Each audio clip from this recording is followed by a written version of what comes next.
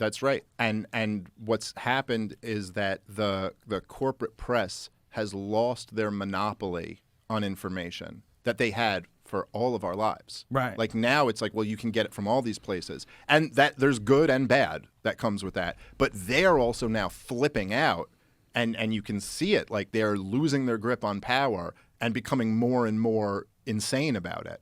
Well, they've lost the ethics of journalism. Like, Mm-hmm. like this James O'Keefe thing on CNN, where that guy who worked, was he the chief, whatever he is? Yeah, I forget his position, but he was a pretty big CNN guy. And the crazy thing is, they catch him on Tinder dates. So she must have been hot. Hot girls get you to talk. So he's got this hot girl, and he's telling her how they do propaganda, how they basically would accentuate anything that was wrong with Trump.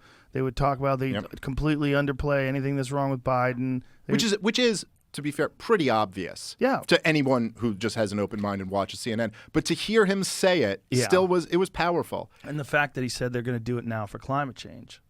It's like, wow. Mm-hmm. And that push is already starting. Yeah. Can you imagine just like if you were like the head of CNN and you have to give a meeting in the morning and you're like, all right, so one more time, guys.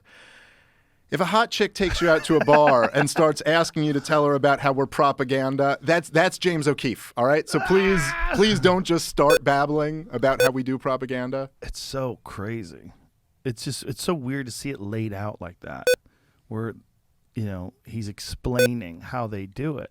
But what a blabbermouth. The fact that this guy, like, hey, man, this is kind of important. Like, imagine if someone heard you say this. Yeah. Imagine what kind of repercussions it would have on the business.